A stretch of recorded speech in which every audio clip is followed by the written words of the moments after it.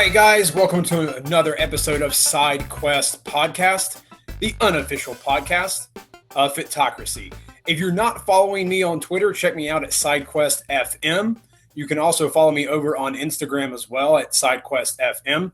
If you want to find the podcast on Facebook and like us there and get updates for when new episodes come out, just go to Facebook and search Side Quest Podcast.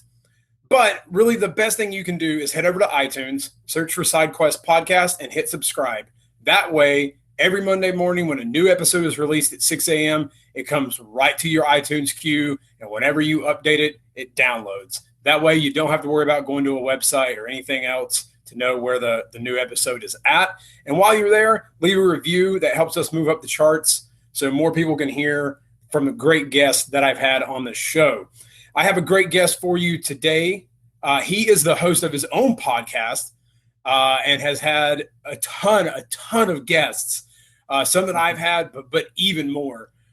He's also a fitness professional, does online coaching, and he, like me, started a podcast where he wanted to get through all the BS that is in the fitness and nutrition world and break it down and give knowledge to people that are out there and try to get them exactly what they need to know.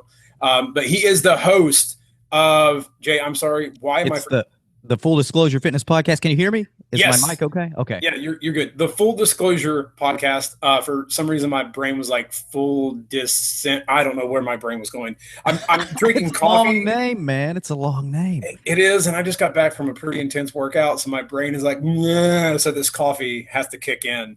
But Jay, welcome to the show. How you doing? I am doing great, man. I'm doing great. Good. So I wanted to reach out to you. I had someone who started following me on Twitter and was like, "Hey, I really enjoy what you're doing." And I thought, "Hey, why not? Let's find out who he might want to have on the show." And he mentioned you, and I've listened to your show quite a bit with a lot of the guests that you've had, and I've been a little scared to kind of reach out to some of the more well-known fitness podcasts out there. I'm such a small fish in a giant pond, if you will.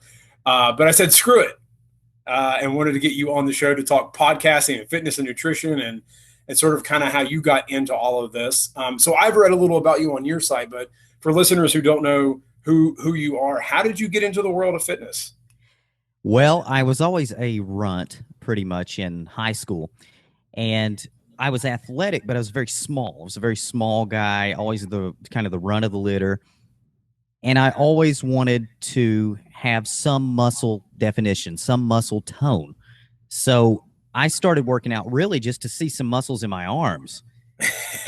Because it was like one of my clients the other day said, my arm's like a tube. It's like a tube. And I'm like, hey, I know your pain, because mine was like a tube too. And I would look at people like Scottie Pippen and David Robinson, because I played basketball for years and years. And I would think, man, my arms just look like that. And so I started working out, and I started learning about nutrition. And when I was 18, till I was probably, over the course of 3 months, I made a drastic transformation. And that was with changes to my nutrition, changes to my exercise program. And that was amazing, and it hooked me. And so I got certified through ISSA, International Sports Sciences Association. It's a personal training certification when I was 19. And then from there, I've been in fitness, but only when I was about 30, and we might get into this later, did I start doing well in business. Yeah. So it took me a long time to get the hang of the marketing and the business end of things. But yeah, that's how I got into working out, how I got into weights, and how I got into really bodybuilding. Okay. Yeah. The marketing and the business side, I'm learning a lot more about. And I just got John Goodman's personal trainer certification thing that the audio book that he did. And he's like, always have like a business book and like a fitness book. I'm like, but there's so many fitness books I still got to go through. Now I got to do businesses. I know, man. It's information overload. And, sometimes that's why you have to find the big boulders. You have to find the things that are really going to make the difference and kind of ignore all the grains of sand, because we have a tendency to focus on this minutia that doesn't make a big difference in our lives, when we need to be taking care of these boulders, and then we can pull out, 1 grain of sand at a time after we got the big things taken care of. So what are some of the boulders that you've had to kind of focus on, either as a business owner or as in your own fitness quest, that, for a while you didn't focus on, and then finally, sort of went, all right, I'm going to stop looking at the sand. I'm going to start moving this big rock? Well, in business, you have to produce content and you also have to network. So that's two boulders right there. Yeah. There's so many people that I talk to and they say, I don't have a website. And that's you on the internet. You've got to have a website. I mean, you're not even going to get in the game. You can fail royally even with a website, but you've got to have a website or you're not going to be able to do it. So that's one thing in business. In fitness, you've got to work out consistently. Everybody starts worrying about sets and reps and all this stuff. No, work out 3 times a week consistently first. Once you do that for months, like 3 months, 4 months, then you're in the hang. You got one of the boulders out of the way. The other boulder is nutrition. And my opinion on that is you got to take care of your protein requirements and your calories. Those are 2 boulders. And then the rest of it, minutia. You can worry about that later. So okay. So I got to ask, so you're more of, so you just mentioned, worry about protein and the calories. So with your own clients, do you sort of kind of preach the, let's hit the protein mark and then we'll fill the fats and carbs in on the backside? Because I know a lot of people for the longest time, everything was fats and carbs. They're good, they're bad, they're good, they're bad. And protein was just kind of like, hey guys, I'm hanging out here. Nobody want to pay attention. And now everyone's starting to pay attention to protein, which is why you see like Cheerios, they're like protein packed. No, they're not packed full of protein. Don't lie to people. But, everyone's starting to push that protein kind of marketing towards stuff. I made a video not long ago and it said, hey, listen, told the date and everything. I said, protein is the next gluten fad, it's the next fad. And that's great because it's a real one. It's really important. But, I may or may not be right about that. That was months ago. And I'm not sure that it's taking off like I thought it would. Because it's strange. It's almost like you got to cut something out in order to get it to catch on as far as marketing goes and as far as being a fad. And these fads are bad anyway. I mean, they're untruths, like the low carb thing. It was a way to get people to lower their calories. Right. Without thinking about calories. People hate to think about calories. Right. So if you tell them to cut out their carbs, well, that's one way to get them to lower their calories. So I think that, yes, protein is a mainstay. And since fat and carbohydrate are fuel sources, they are more malleable. You can play with those a little bit, but you always need to get about 1 gram per pound of lean body weight a day in protein. Yeah, in my opinion, in pounds. So yeah, and I think that's pretty much what everyone is. I know for the longest time, and I'm not trying to call them out in any way, but because I followed this, I did it. I was like, I'm going to read bodybuilding.com and I'm going to eat 2.25 grams of protein. Good God, anyone who I don't know how you I felt sick eating 300 grams of protein, not to mention my wallet hurt a lot. Yeah, and probably you'll build a great relationship with your toilet as well. Yes, I did. But now everyone's sort of kind of come down off that, and even they have kind of come back from that sort of intense protein mark, which is good to see because even on my cut that I did this spring, I didn't even know I was dieting because I just kept my protein fairly moderate and then still enjoyed fats and carbs and moved them up and down for whatever. Yeah, and for overall calories are the big key here. And right. At fulldisclosurefitness.com, which is my podcast website, I have a free report, and it tells you how to calculate your calories for your body weight. And it's basically multiplying your body weight in pounds times 10 to 12 to 13, according to how fast you want to lose and what your goal is. Yeah. So if you go there, you can get that special report. It's actually just taken from a lot of Lyle McDonald's stuff and stuff that I've seen with my own clients when I tried it out. It works fantastic. And it's truly the real way to lose fat. Worrying about all this other stuff like paleo and carbs and fats, it's minutia. And you need to know the thing that's going to give you the biggest results because that encourages you and keeps you going. Yeah, I think keeping it as simple as possible is so much easier than I like carb cycling. It works if you kind of have the time to really focus on doing it, but so many people don't. Like a rest day, if you're working a 9-to-5 job and you have a family and you have kids, it's already stressful, to worry about all that. So yeah, I agree. Just keeping it kind of simple. But you mentioned in your podcast, you say on the podcast and as you advertise it, that you pull back the curtain on nutrition and exercise. So I got to ask, have you pulled back any curtains lately? Well, it's basic stuff that always comes back to the forefront. It's calories, it's protein, it's working out consistently. And what I found out doing my podcast is there's a lot of ways to do that, and that you can choose your own personal way to do these things. So if you like movement, there's a guy named Ryan Hurst that's been on my podcast, and he really concentrates on, you're going to do a headstand, a handstand, you're going to do a push-up, you're going to move like a monkey, and this is interesting stuff for a certain segment of the population. Right. So I try to have all these people on. I'm a bodybuilder personally, but that stuff still fascinates me. And I know that it's the number one thing that fascinates a lot of people. So I have them on as guests and we learn about that. And I don't draw any lines in the sand. If you like to eat paleo and your calories are in check, even if you never think about calories, but they happen to be in check from eating paleo, it's going to work for you. Yeah. So there's nothing wrong with certain ways to eat. If you like to eat low carb, there's nothing inherently wrong with that. You just have to know what the reasoning, what's actually causing the results to happen, and not be thinking, well, it's because the evil carbs have allowed my love handles to go away. You just know that low carb is allowing you to lower your calories enough to lose fat. Right. So as long as you're educated, that's what my podcast is about, educating people, letting them know the truth, and then letting them choose their own path to get to their goals. So have you learned anything from your guests that you sort of, didn't know before that, you got them on and all of a sudden you were like, oh, wow. Okay. That blew away everything I've kind of thought in the past. I can't think of anything off the top of my head that's like that. It's a bunch of little things, and it's really expanded me and shown me that there's so many ways to do things. And it's actually, I was very science-based when I first started the podcast, and I've kind of opened my mind up to, I don't think a year ago I'd have said, hey, paleo's fine. It's actually a pretty good way to eat. I probably would have said paleo's ridiculous and this is not based on science. But now I'm kind of like, hey, if that's your thing, go for it, because it is a pretty good template, and I'm able to open my mind to a lot more things. So nothing has came on where they shattered the science, because the science has been pretty solid for a while. But what I have found is that there's a lot of ways to skin a cat.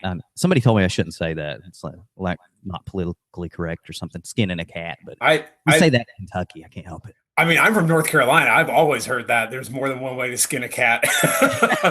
So I'm saying it. I'm sticking by it.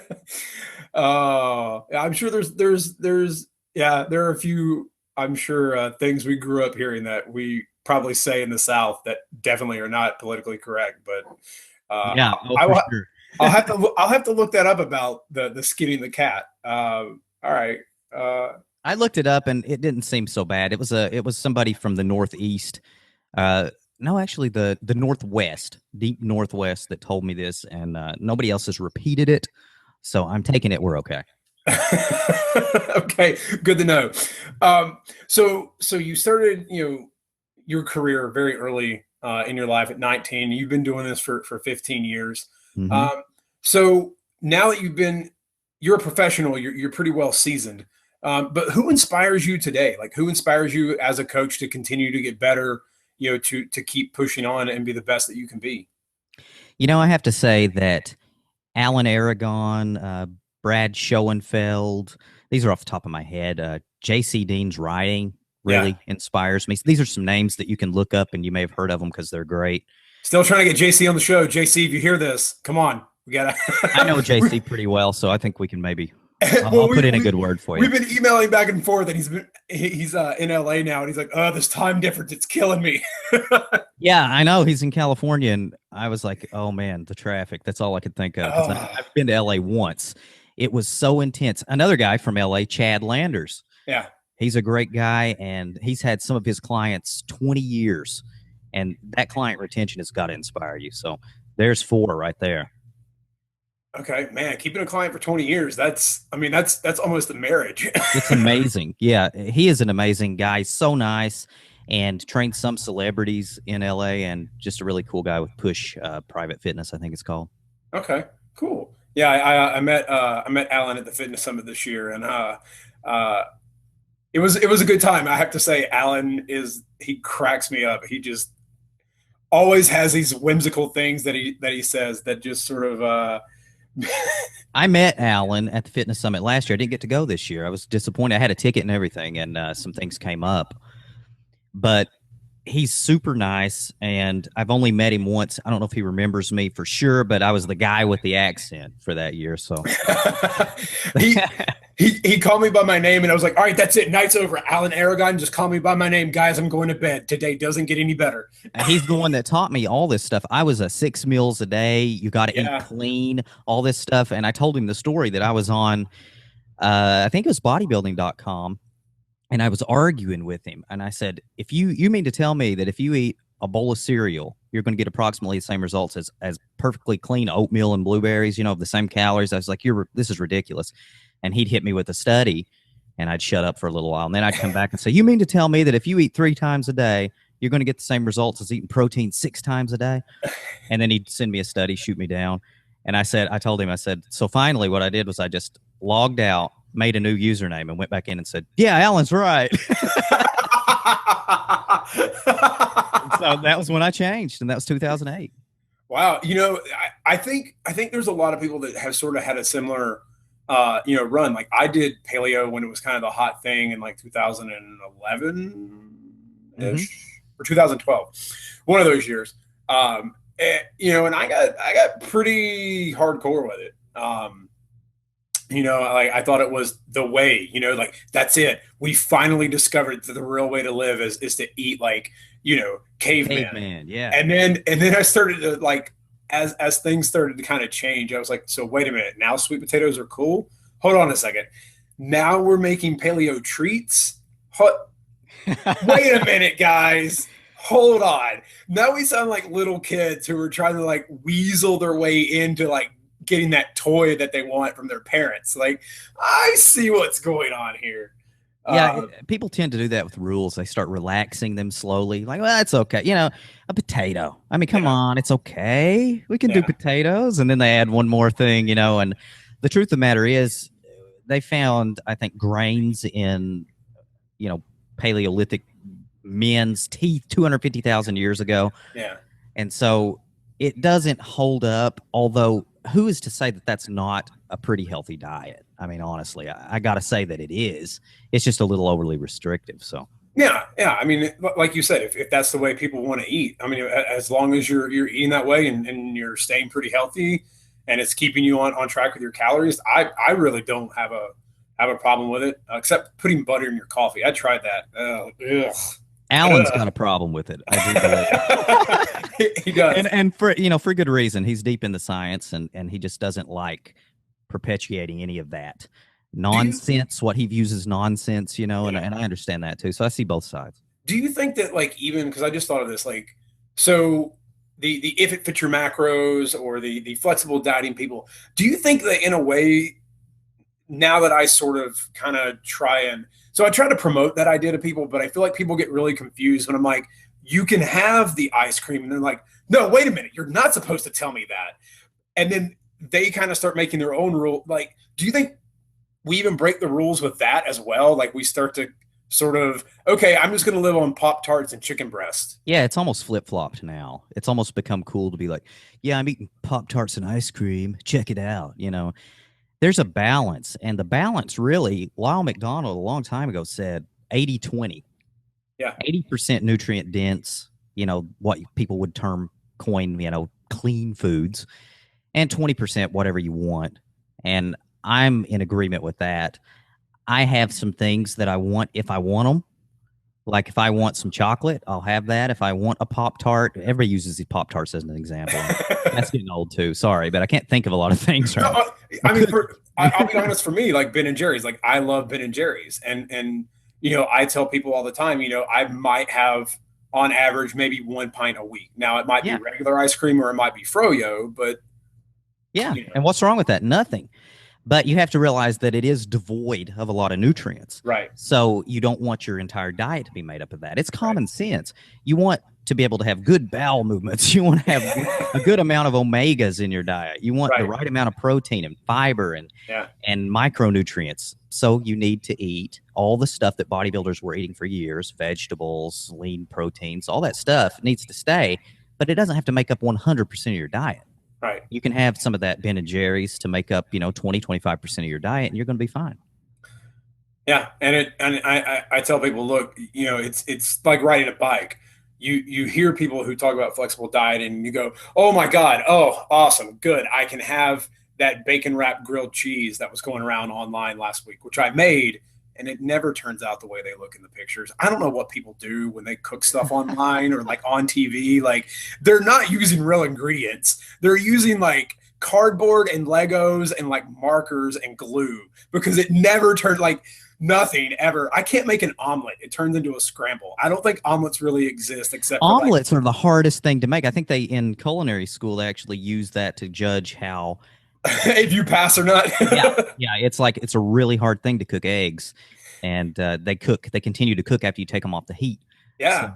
So yeah, that's tough. If you can make an omelet, you're doing really good. I never have really made a really good one. They're always runny in the middle or something. No, I can never get the flip. It just ends up breaking in half, and I'm like, screw it, scramble time, whatever. So in 2011 you wrote your first book. Mm-hmm. Now, was this an ebook or was it an actual published book? This book is being revamped right now. I'm actually editing it, and getting it ready to be released to the public. Now, it was released to my clients, to my newsletter list. It's been released to a lot of people, and it's got all the stuff done to make it. I got a lot of copies printed out already. I got probably 30 copies left, but I'm going to re-edit it because the way I calculate calories is a little bit different now. Right. I want to change just a couple of things. But yeah, the book is done, and I've sat on it for so long. I was talking to Ted Rice, who's another great podcaster. Yeah. And he said, you've been sitting on a book for this long? He's like, get that thing out there. I was like, I got so much to do. I'm working on it. Even if you do something, you've still got to get it out there. And that's a good lesson for a lot of people listening. Even if you're a great trainer, you've got to get yourself out there. Mm-hmm. And so it does no good to do the work if you're not going to get it out to the public. So that's something I'm working on right now. I've had the podcast going. I've been doing a lot of different things, but got to get that book out there for sure. Yeah, I agree. Get it out. I think anyone listening to this who might struggle with exercise, it's kind of the same thing. Just get out there. Just get started.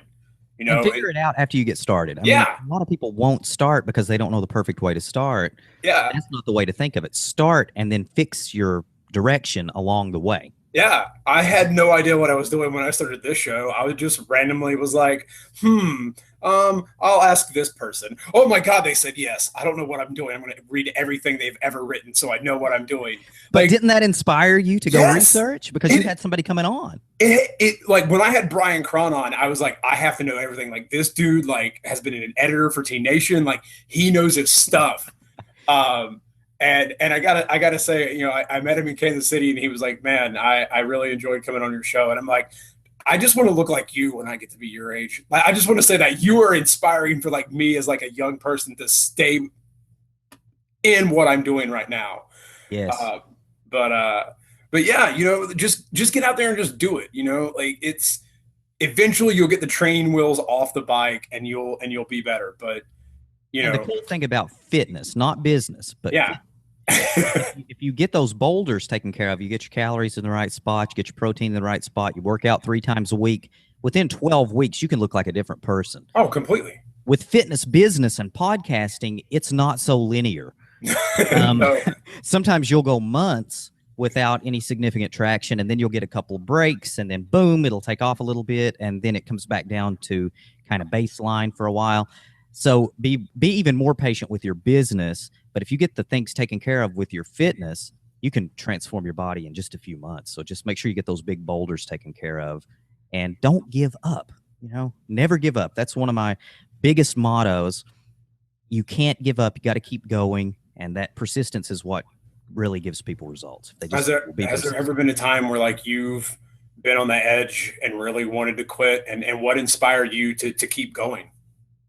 Yeah, there's been a lot of times like that.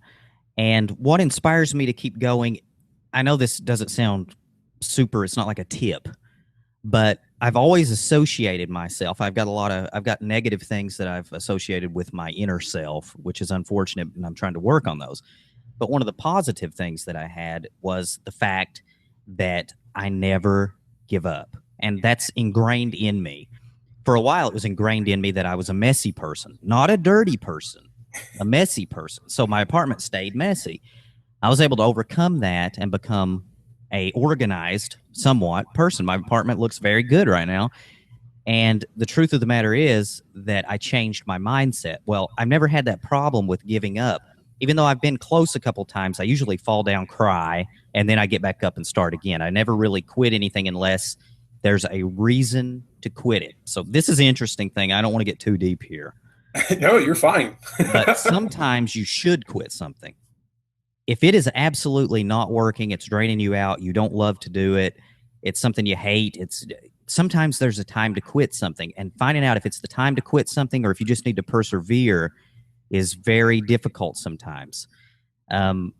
Sometimes you need to change your strategy. If you've been on a diet for 2 years and you're the same weight, it's time to calculate some calories. It's time to do some changes, okay? Something's wrong, all right? You should lose about a pound a week if you're doing really good on a diet. So it's a really difficult thing sometimes to choose, but there is strategic quitting. And one of the things about Google that they've always been really good at is if something's not working, they'll pull the plug on it and focus where they need to be focusing. Cough, Google Plus, cough. That's yes. And I keep, I hate to say this on it. We're actually on Google Hangouts. Advertisement for Google Hangouts. But listen to this. I actually expect them and have expected them, and they haven't, so I may be wrong, to pull the plug on Google Plus. And they have not done it. And so evidently they still think it's worthwhile. But it's in fitness, I really think you don't quit, you adjust, because you need to have that as your lifestyle. But when you're doing something in fitness business, are you best at writing? Are you best at podcasting? Are you best at video? And maybe you can't do all three of those. Yeah. Maybe you need to pick one to focus on. And maybe if that's the case, you need to quit one of the others, okay? Because there's only so much human resources available, so much discipline, so much drive. So that's my opinion. You know, fitness, always keep that up, adjust your approach. With business, pick and choose what you're best at, what you enjoy the most, and what you think has the most future, and put a lot into that. Yeah, I totally agree with that. I'm, as a person who is new to business himself, I'm learning that, but I try to apply a lot of my theater background in the same way, where it's like, if you're on stage with someone and you're trying to, work a scene in a certain way, but they're not giving you, acting is really reacting. So a lot of times in business, you sort of kind of have to react to things. Yeah, I get what you're saying. Like if the other person you're not able to play off them right. From them what you need, you've got to try something different. Yeah. Which is, there are so many trains of thoughts in that field, for how to act or how to do this. Well, when I say I don't quit, I've quit several things, okay? But what I mean is I'm always trying to move forward. Right. But if a road is full of briars and I'm getting scratched up, I may turn around and go up another road. Right, yeah. Just still to get to the same goal. Yeah, there ain't no point in going through the briar patch. Yeah, I mean, sometimes you got to be like, dude, this hurts. I can't keep this up. I'm going to, eventually just crash and burn if I keep going down this path. So I'm going to turn around and I'm going to really focus on this other path. That's not quitting. It's really just strategic reassessment and redirection. Yeah, which is something we all have to do at some point in our lives. And you talk about changing mindset. I've been reading a great book by Dr. Joe Dispenza. I can't remember his last name, and it's in the living room right now. But it's a book called "You Are the Placebo," and he talks a lot about how there's interesting studies on like the placebo effect, where people are given essentially an inert drug, but get better, if not the same results from the actual drug that's given to people. Yeah. And how like our mind and our mindset has a lot to play, in the role of how we feel about life and even like possibly, DNA and sickness and, and that it is actually possible for you to completely rewire your brain and change your mindset. Yeah, I'll recommend another book. I love that because the placebo is very real. Yeah. But there's a book called Psycho-Cybernetics, and this is from the 1950s. It's by Maxwell Maltz, and he was a plastic surgeon, and it's basically a book on how to control your mind. And it really helped me. It's probably the first self-help book, but it helped me to rewire my brain. I still use it. Like, I do news appearances pretty regularly, and it's live TV, and I'm nervous. And it's helped me to succeed in that. It helps me to succeed in podcasts. It helps me to rewire. It helped me rewire my brain to think. Basically, you worry backwards is what this teaches you. Okay. And instead of playing what can go wrong in your mind, which is a certain right. Yeah, you play what can go right over and over. And people have copied these principles, throughout time since the 1950s, because he really was the original one. I highly recommend that book. It's my favorite book. Okay. Well, it will be in the show notes. So guys, you can check that out over on the website and click on the link. I'll make sure it takes you straight to Amazon so you can pick that up, because I'm going to pick it up, because that's really like I've been digging on visualization and sort of, I like imagination, because as a kid I created entire basketball teams that I played against on my tiny little 6-foot plastic goal. And I got to be the Michael Jordan person who made the buzzer beating shot. And then probably why I went to school for theater. But using your imagination and visualizing things for fitness, a lot of people, most of the time, we only think of how we can fail. And you're right, like sort of flipping that around and visualizing, okay, well, how can I succeed? Why don't I see myself actually achieving the goal? And if you just think about achieving the goal, your brain sort of starts to kind of rewire and move you that way. It does, because you're strengthening those neural pathways. Yeah. Basically, whatever way you think, there's a certain neural pathway that's associated with that. And the more you fire those off, the stronger they get. So which one do you want to strengthen? The worry or the accomplishment side? And of course, you want to strengthen those accomplishment neurons. So it truly helped me to rewire the way I think. And before I go on, say, a news appearance, let's just imagine you're shooting some clutch free throws. First thing you do is kind of clear your mind, and it teaches you in the book how to relax and completely relax your body. And I seen LeBron James doing this. I'm serious, like 2 years ago. And he had made a drastic improvement.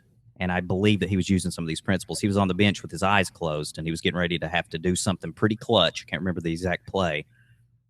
And he came out and he did it. And it was the year before, and the year before that, he had totally frozen and choked. But he actually did it.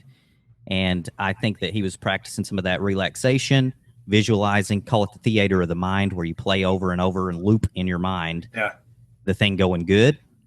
Then you go out there and you have a higher chance of it going good. And, you also don't want to overblow the negatives. I mean, what's the worst that can happen? It's not death, most likely. Right. And so you can overcome that. Yeah, it's a great book, and it's a great way to think. Yeah. Yeah. It's also kind of fun sometimes to sort of, imagine yourself, succeeding. In the book, in the book that I've been reading, The Placebo Effect, he talks about, Aaron Rodgers did the same thing. He was like, I lay in bed and I imagine myself, making these plays. And I think anyone who plays sports, we sort of do that just because of like the sports movie. Like, we want to live that sports movie kind of moment. Because I know I did that when I played basketball, except I ended up fouling people in about 2 minutes and was on the bench very quickly. Because like you, I was the runt, and the coach would put me in. He's like, don't let that guy get a rebound. I'm like, all right, so he's like 1.5 feet and he's got like 80 pounds on me. Whatever, he's not going to get it. And then the refs would be like, you need to like calm down. I'm like, coach told me not to let him get the ball. I'm doing what my coach said.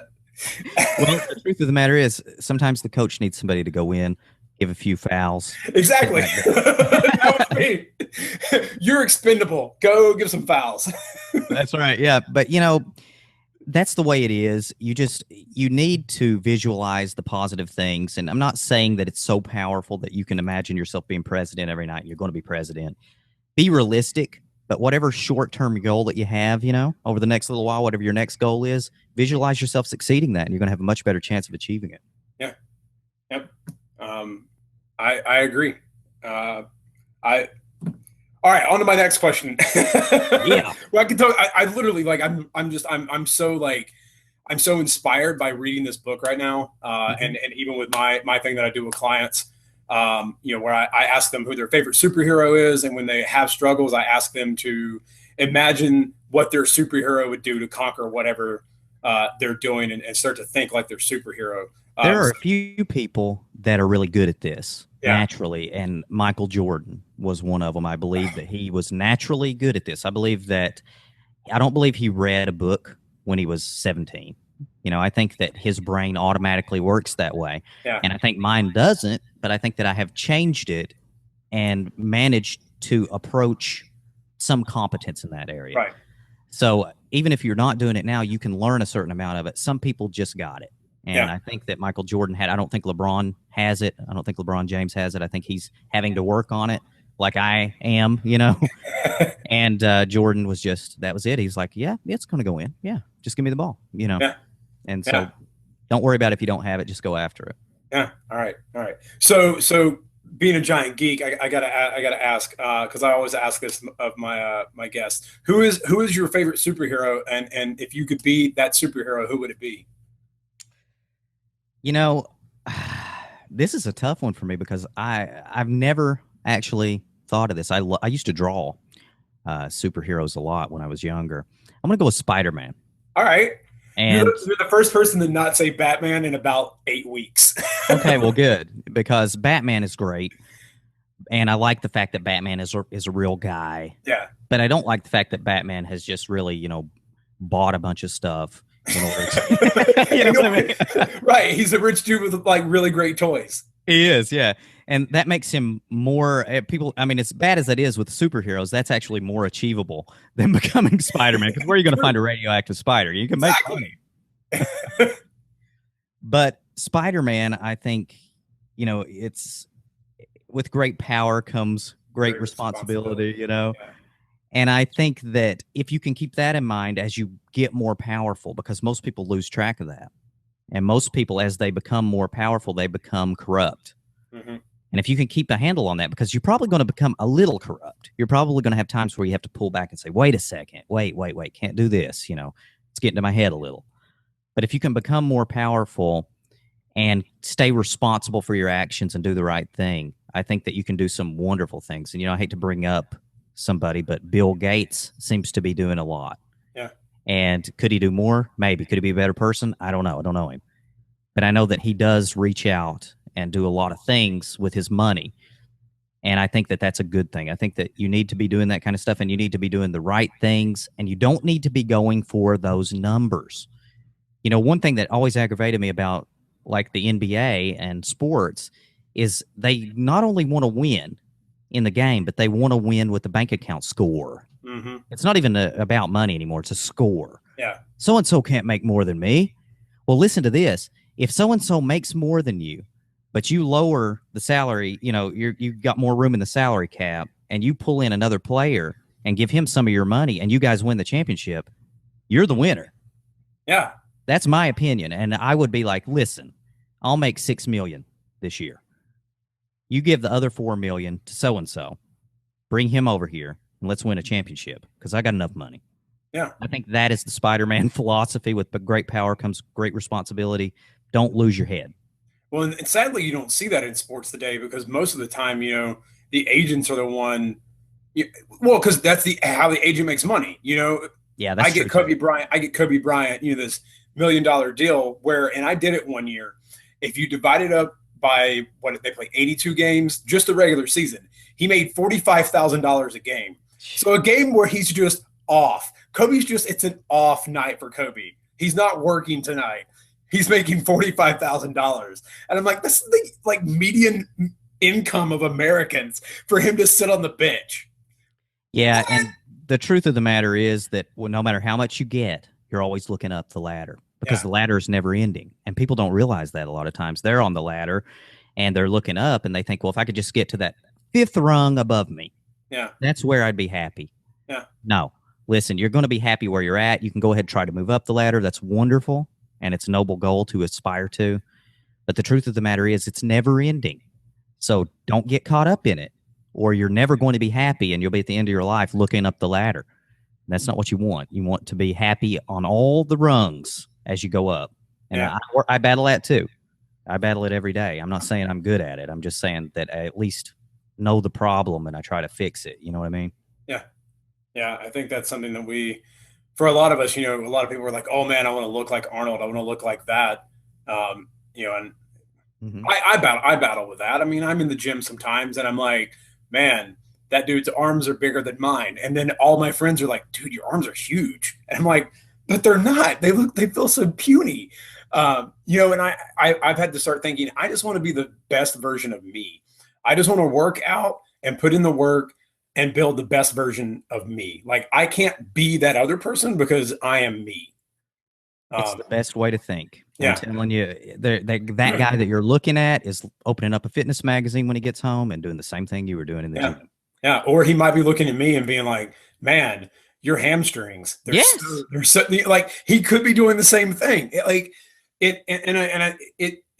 It's slow but sure. It's one tiny movement of that boulder, but that's a boulder that I've had to move, myself to sort of get over that. Like I want to look like that guy. But okay, so a couple more questions before we wind down. A couple more fun ones. All right. What guilty pleasure track is on your workout mix that you would shamefully admit to others you listen to? My whole iPhone is basically, it goes Rob Zombie, and then it goes Enya. I'm not kidding. I'm not kidding.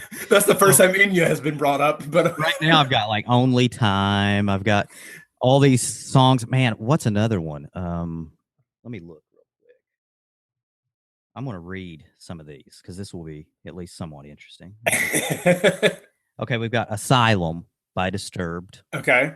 We've got Baby, I Love Your Way by Big Mountain. So it's not even the original. It's the cover. 1990 cover, whatever. Yeah. Ba with a Ba, Kid Rock. All right.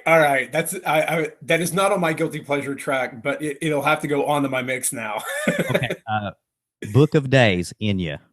So this is the one from the Tom Cruise movie with Nicole Kidman. Okay. Where they come over from Ireland or whatever.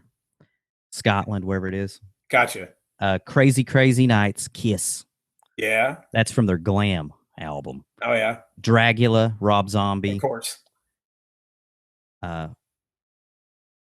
Fear of Fry, Rammstein. Yeah, Rammstein. Yeah, Rammstein. Du hast. Then No Easy Way Out, Rocky. No Limit by the Body Bangers. Oh, the one and only Chesney Hawks from the movie with Michael J. Fox. I am the one and only. Okay. Yeah, There's your one. All right. So, yeah, those are some good ones right there. So you can tell that I have a very eclectic. And you got another thing coming, Judas Priest. Oh, I mean Judas Priest, a hardcore one. Yeah, I mean, yeah, but they've got to be on every Judas Priest. Hands down has to be maybe some Slayer on if you're a metal person. Megadeth, I like Megadeth. Yeah, and of course you always got to rock out the Trooper and Ace of Spades. That's that if I need that if I got to get that last pull, on my last set of deadlifts, it's going to have to be Ace of Spades. I like that. I don't do Metallica. Not much Metallica.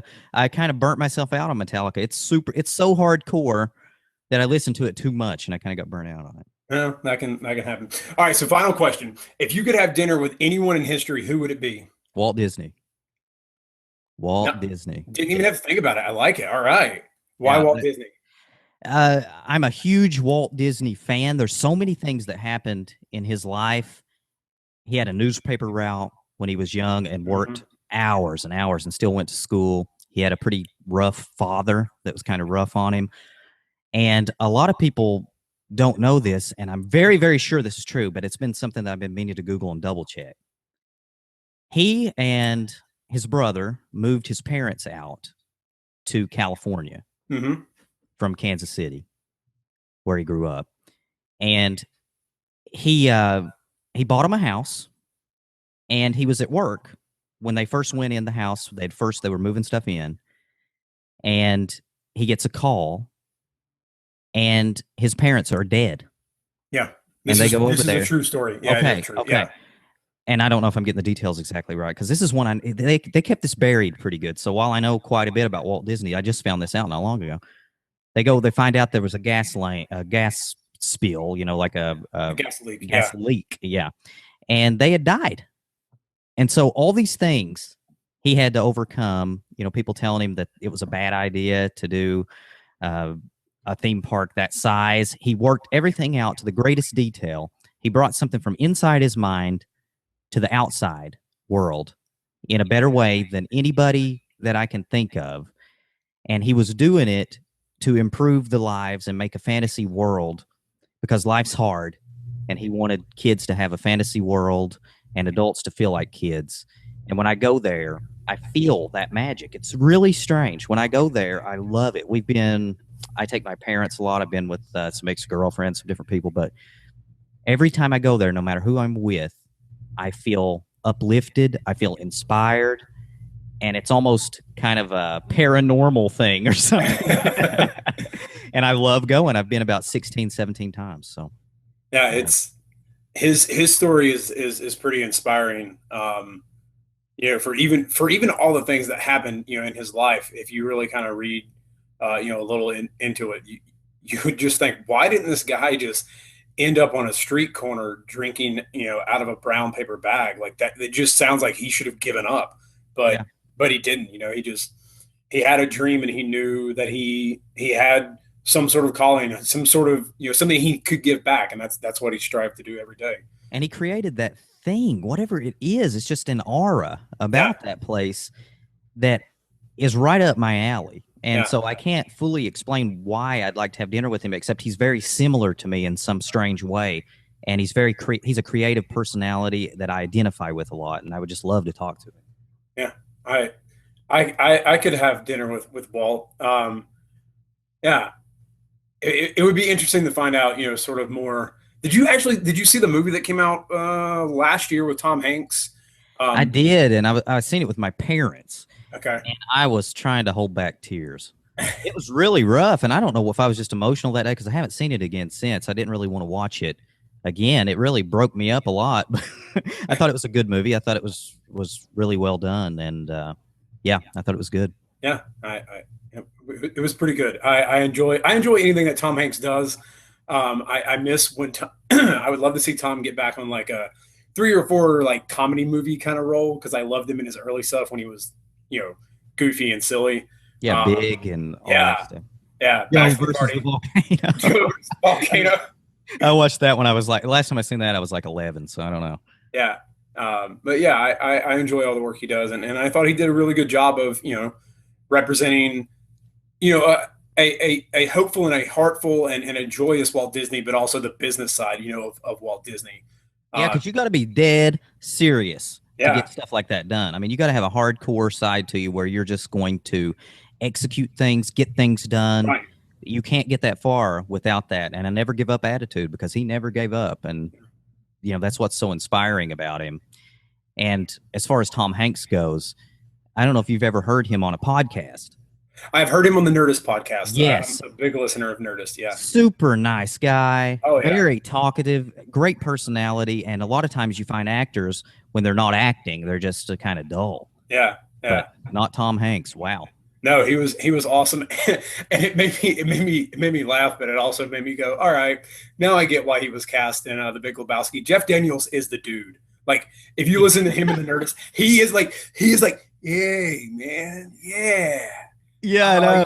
And I'm like, oh my, you are the dude. Like, I thought it was a character. No, you are literally the dude. You're the dude. And sometimes people find that character that so identifies with them and their personality that you can't imagine anybody else playing that character. Yeah. And that was one of those cases for sure. Yeah. Which is why Robert Downey Jr. was perfect for Tony Stark. He is. Yeah. He's got that perfect personality, and that's why Ryan Reynolds wasn't good as the Green Lantern, I don't think. And I think he would have made a good Flash, maybe, and a good Deadpool. Oh yeah, I'm waiting for Deadpool. I think it'll be a good time. But Jay, I've had an awesome time. If more people want to know about you, where can they find you online, and where can they get the podcast? Is it on iTunes? Is it on things like Stitcher? Like, where else can they get the show? You can look up the Full Disclosure Fitness Podcast on iTunes. It's on Stitcher. Also, you can go to fulldisclosurefitness.com and head over there and get that Nutrition 101 report that will tell you how to calculate your calories so you can get those big boulders we talked about moved out of the way and start losing some fat. Awesome. Well, Jay, I've had a great time. Guys, everything we've talked about will be in the show notes. So please head over to sidequestfitness.com/podcast, and you can look through all the history that I've had with all the guests. And again, all the links are there in the show notes. So Jay, thank you for coming on. I've had a great time. Thank you, Rob. It's been a great time.